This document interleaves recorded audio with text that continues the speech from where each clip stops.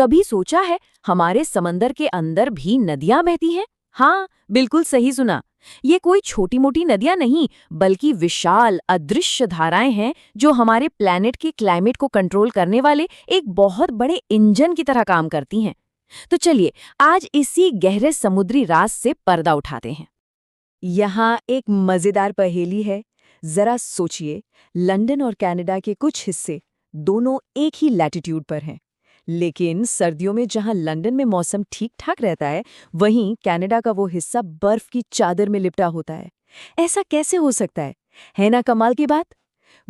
इस climate puzzle का जवाब वो छिपा है हमारे समंदर की गहराइयों में। हाँ, बिल्कुल।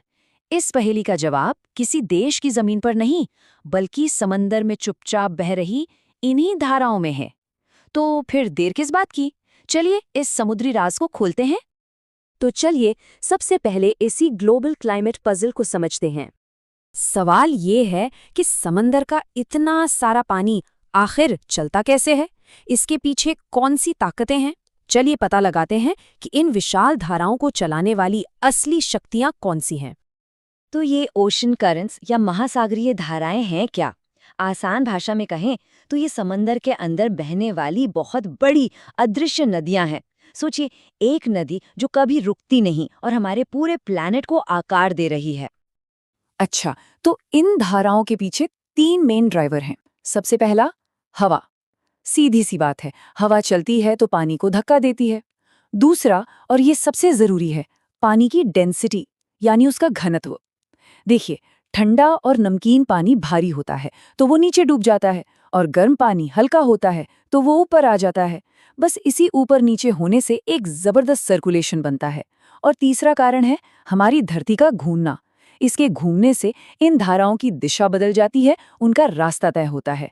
ये तीनों मिलकर एक बहुत बड़े ग्लोबल इंजन को चलाते हैं। अब बात करते हैं गर्मी की। ये धाराएं पूरी दुनिया में गर्मी को एक जगह से दूसरी जगह कैसे पहुंचाती हैं? इसे समझने का सबसे अच्छा तरीका है एक खास करंट से मिलना। चलिए परिचय करते हैं दुनिया की सबसे फेमस और पावरफुल गर्म धारा गल्फ स्ट्रीम से। तो गल्फ स्ट्रीम की कहानी शुरू होती है मैक्सिको की खाड़ी से। यहाँ सूरज की तेज धूप पानी को खूब गर्म कर देती है। अब ये गर्म पानी का सैलाब नॉर्थ अमेरिका के किनारे किनारे बहता हुआ अटलांटिक पार करके यूरोप की तरफ बढ़ता है। और रास्ते में क्या होता है? ये एक बहुत बड़े हीटर की तरह काम करता है, अपनी सारी गर्मी हवा में छोड़ देता है। जब इसकी गर्मी खत्म हो जाती है तो ये पानी ठंडा और ज्यादा खारा हो जाता है, भारी होकर नीचे डूबता है और फिर वापस साउथ की तरफ अपना लंबा सफर शुरू करता है। और बस यही वो समंदरी हीटर है जो वेस्टर्न यूरोप की सर्दियों को इतना खुशनुमा बनाता है कनाडा की जमा देने वाली ठंड के मुकाबले। तो याद है वो पहेली जो हमने शुरू में पूछी थी? उसका जवाब यही है, गल्फ स्ट्रीम। लेकिन रुकिए, कहानी अभी खत्म नहीं हुई है।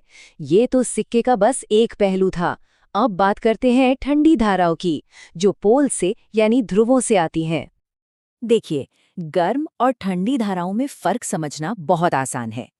गर्म धाराएं इक्वेटर के पास से यानी गर्म इलाकों से ठंडे पोल्स की तरफ जाती हैं, और ठंडी धाराएं बिल्कुल उल्टा, वो पोल्स के बर्फीले पानी से इक्वेटर की तरफ यानी गर्म इलाकों की ओर आती हैं।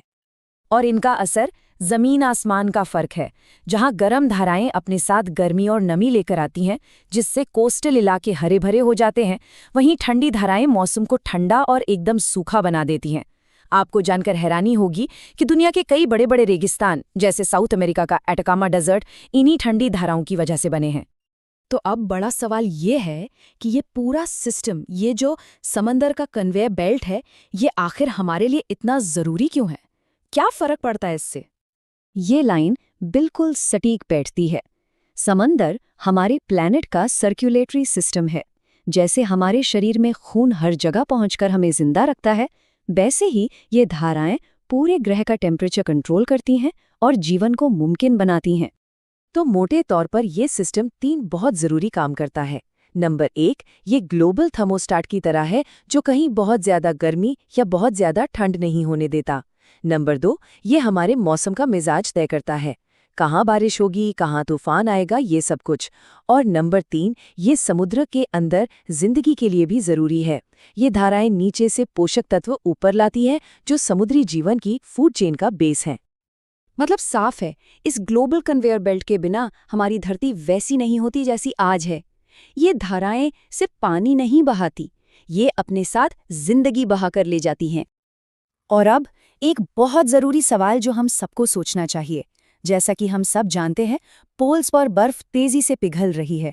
ये साफ ताज़ा पानी जब समंदर में मिलता है तो वो समंदर के खारेपन और डेंसिटी को बदल रहा है। तो सोचिए, इसका हमारे इस जरूरी ग्लोबल इंजन पर क्या असर पड़ेगा? क्या ये पूरा सिस्टम धीमा हो सकता है, या क्या ये रुक भी सकता है? इस सवाल का जवाब ही हमारे प्लैनेट का आने वाला कल तय करेगा।